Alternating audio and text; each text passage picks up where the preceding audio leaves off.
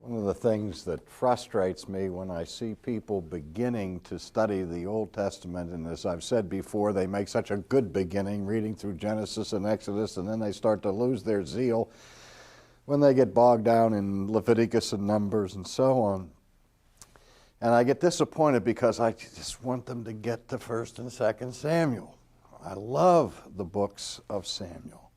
There is so much content in these books as the scriptures reveal to us the lives of some of the most important personages of the Old Testament. But it's not just the lives of the Old Testament saints that stand out in the books of Samuel, but again we see such a magnificent portrait of God. Now, we've mentioned already the period of the Judges, and I said that the period of the Judges extends all the way up to and including Samuel. But of course, the story of Samuel is not given until the book of 1st Samuel. And Samuel is introduced as the son of the woman Hannah, who had been childless and who had prayed and prayed and prayed that God would hear her prayer and grant her a son. And in fact, the prayer of Hannah that is found early on in 1 Samuel is almost exactly duplicated later on in the New Testament in the prayer of Mary called the Magnificat. And if there's any person in this period of Jewish history that typifies the coming Christ, it is Samuel. For when he is born, his mother, out of such profound gratitude for God's answering her prayer, dedicates Samuel to the life of serving God and presents him to the then judge of Israel, the venerable Eli. And Samuel now stays under the care of Eli. And we remember that story, how in the middle of the night when Samuel was sleeping, he heard a voice calling his name, saying, "Samuel." And he awoke and he ran over and he shook his mentor, Eli, and he said, "Did you call me?" And Eli said, "No, you must be, hearing things. Go back to bed." And Samuel goes back to sleep, and again God calls him in the darkness, calling him, "Samuel." Samuel rises again and runs to Eli and said, "Did you call me?" And he said, "No." And now Eli is beginning to get the idea that maybe it is God who is speaking to Samuel. And he gives instructions to Samuel.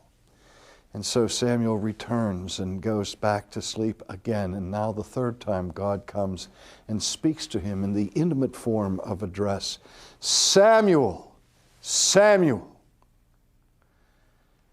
And Samuel answers God saying, "Speak, Lord, for thy servant hears." And then God reveals to Samuel that his judgment is going to come upon the house of Eli. For though Eli himself had judged Israel in a spirit of godliness, his sons were evil, and Eli had failed to discipline them. And so Samuel says that he's going to bring his judgment upon the family of God says to Samuel, he's going to bring the judgment on the family of Eli. And in the morning, Eli said to Samuel, "Did God speak to you?" And he said, "Yes." And he said, "What did he say?" And Samuel didn't want to tell him. He was terrified to tell Eli the bad news. And Eli tries to wring it out of him, and Samuel won't give it to him until finally Eli says, "Well, whatever God said to you, whatever he said, may it happen to you unless you tell me." And so Samuel said, "Okay, I'll tell you." And he told Eli that God was going to judge him and his household. And one of the things that is so significant about that moment was that when Eli heard the prophecy of his own doom and of God's judgment on his own family, he looked at Samuel and he said, "It is the Lord." And soon after that, the judgment came.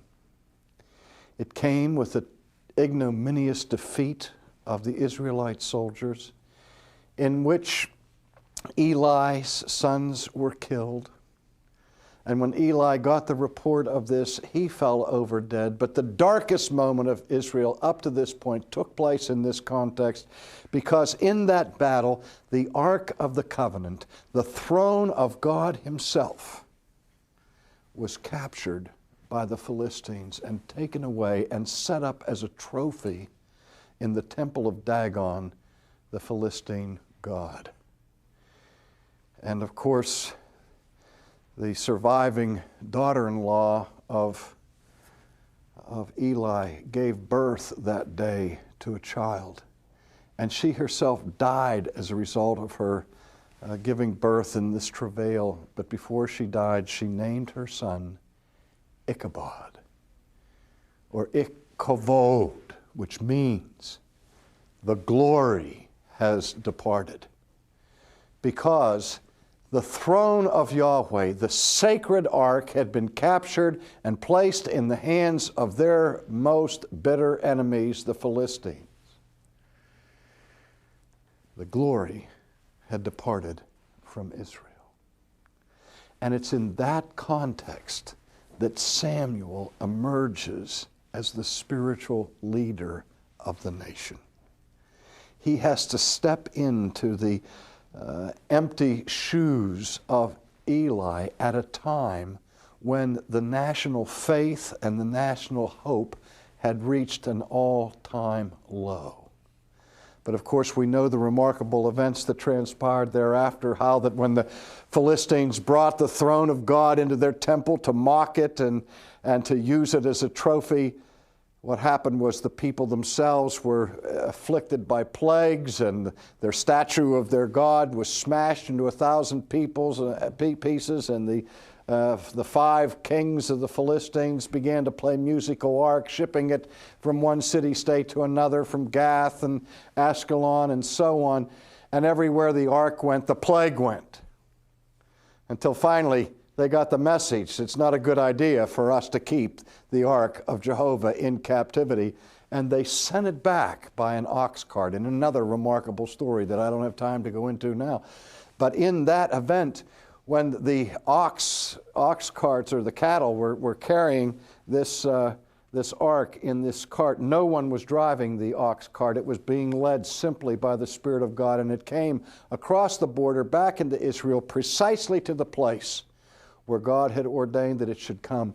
And when the people of Israel saw the ark coming in a distance, they were rejoicing. And I don't know what they said, but I suggested that they said, Kavod, the glory is back. And during the life of Samuel, there is great blessing upon the nation, as had been during the terms of other judges.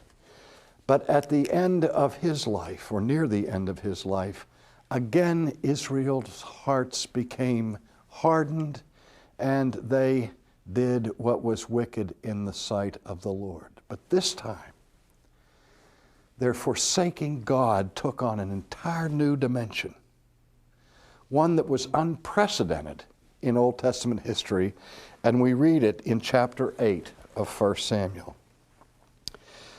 We read, "Now it came to pass, when Samuel was old, that he made his sons judges over Israel. The name of his firstborn was Joel, and the name of the second Abijah, and they were judges in Beersheba. But his sons did not walk in his ways. They turned aside after dishonest gain. They took bribes. They perverted justice."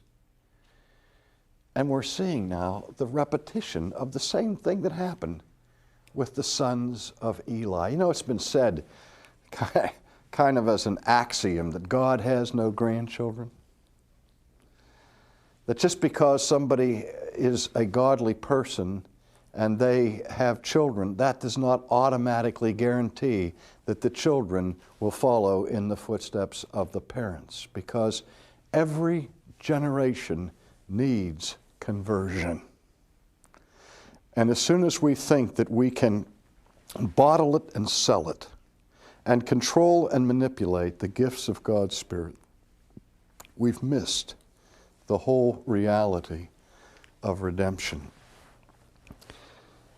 So all the elders of Israel gathered and came to Samuel at Ramah and said to him, "Look, you are old, and your sons do not walk in your ways. Now make us a king to judge us like the nations." Now we've seen throughout the period of the judges that what gets Israel in trouble over and over and over again is their relentless pursuit of conformity to the pagan nations and pagan culture around them. First, it was an embracing of paganite religion. And now they want the political institutions that they observe around them to be imported and that they may be like everybody else. And all the other nations were ruled over by kings. Israel didn't have a king. That is, they didn't have an earthly king. They had forgotten who their king was, because this was to be not a democracy or an oligarchy or an aristocracy or a monarchy. This was to be a theocracy where God was the king of his people. But now the people say, we want a king just like everybody else around us. Now when Samuel hears this, he is very displeased. It says, the thing displeased Samuel when they said, "Give us a king to judge us." And so Samuel prayed to the Lord. And the Lord said to Samuel, "Heed the voice of the people in all that they say to you, for they have not rejected you, but they have rejected me, that I should not reign over them." Now let me just pause here. Samuel understood that. He knew that this wasn't just a rejection of him or of his family, that it was a rejection of everything he stood for. It was a rejection of everything he worked for. It was a rejection of his entire ministry. I don't know how many times I've talked to retired clergy, pastors, who devoted their lives to the nurture of the saints in a church, only to have that pastor retire and then watch the church fall apart and become secularized. And how heart-wrenching that is to any godly pastor or any godly minister. Now obviously Samuel was feeling this for himself, but he also understood that what was going on here was a rejection of the God that he represented to the people. And I wonder if he was surprised when God said to him, "Samuel, listen to them. They've rejected me, so let them have their king." In this sense, God is like the prodigal father in the New Testament, who, when his son wants to rebel and to go into a pagan land and to waste the riches of his own father's inheritance, which is what we all do. One of the things that I think is heroic about the prodigal father in that parable is that he lets him go. He doesn't stop caring about the son. He doesn't stop praying about the son. He doesn't stop loving the son, but he lets him go. He gives his son over to his own sinful inclinations, and this is how God deals with Israel. In fact, the final judgment of God is, let him who is wicked be wicked still. The worst kind of judgment that God can send upon anybody is to give us free rein, to turn us over to our own evil inclinations. But here he's saying to Samuel, if the people don't want me to be their king, give them a king. That's the sinful foundation for the monarchy. And yet even in this, where the giving and the granting of the desire for a king in a very real sense is an act of divine judgment, yet in God's secret counsel, as it becomes manifest later, God is going to work through this institution of the monarchy to provide his chosen king for his kingdom, who will be from the tribe of Judah, and whose kingdom will be an everlasting kingdom, who will be the King of the kings and in the Lord of the lords. And so, even though the monarchy of Israel begins in a shameful set of circumstances, the monarchy, in a sense, foreshadows the coming kingdom of God. Let's just take one moment again to look at that word monarch.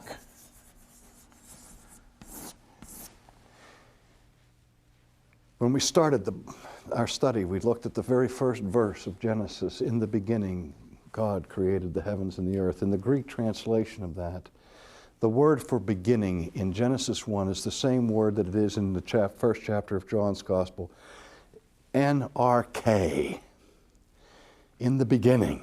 That Greek word, RK, means beginning, chief, or ruler.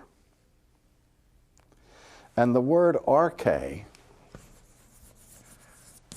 as it's interpreted to mean chief, the preeminent one, comes into our own language. We talk about enemies and arch enemies, rivals and arch rivals, bishops and archbishops, and angels and archangels, heretics and heresiarchs, or arch heretics. That means they are the chief, the big ones.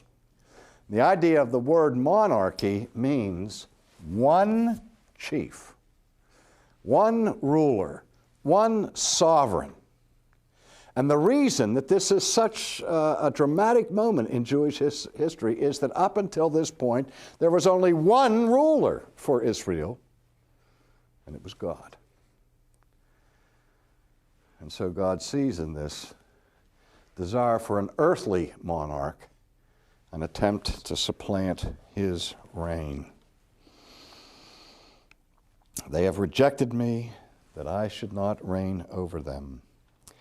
According to all the works which they have done since the day that I brought them out of Egypt, even to this day, with which they have forsaken me and served other gods, so are they doing to you also. Now heed their voice. However, he said, you shall solemnly forewarn them and show them the behavior of the king who will reign over them, because the beginning of the monarchy is the beginning of the radical corruption of the Jewish nation.